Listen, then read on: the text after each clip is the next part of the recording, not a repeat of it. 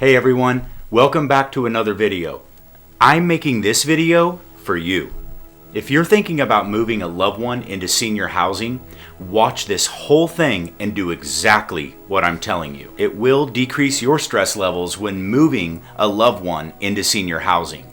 I think a lot of people are not prepared because it's hard to get information on what's needed for moving into an assisted living or a memory care or even a skilled nursing facility. But I'm here to fix that.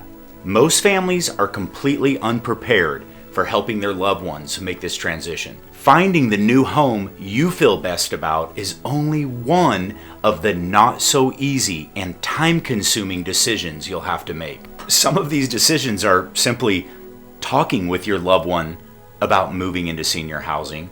You may also have to start working on things like putting together a power of attorney or a legal guardianship, along with tasks like packing, scheduling movers, but then also unpacking and setting up the new room or apartment. It goes on and on, but today I'm going to focus on telling you what the facility is going to ask you for, so you can get it together now and save yourself a lot of time and, most importantly, a lot of stress. Before I get started, for those of you who haven't watched my videos, I'm Jeff Kaufman. I've been working in senior housing since 2004. I've been a licensed administrator in 4 states, and I even owned my own assisted living for 10 years. The goal of my videos is to bring easy to understand information that will help families, providers, and people interested in the field of senior housing. If this is something that you would be interested in, then subscribe to my channel. I upload videos on a regular basis. Let's face it, being prepared helps. So what is needed to move into an assisted living, or memory care, or even a skilled nursing community or home? You'll need to gather a lot of personal information, like date of birth and social security, Medicare number, insurance, primary physician information, and even things like place of birth and lifelong occupation. There's a lot more, which I'll list in my video description below. But real quick, for those of you who don't know how to get to the video description on YouTube, I'll put a little picture up right now so that you know how to get there. I encourage you to get a folder, gather this information, and keep it all in one place. This way you're ready to go once you've chosen the best place for your loved one and are working on getting moved in. Most states will require most, if not all, of the items that I'm going to go over. So get prepared. I'm telling you, you'll be happy you did it. Alright, so let's get started. The first thing that you're going to need is to gather a lot of information.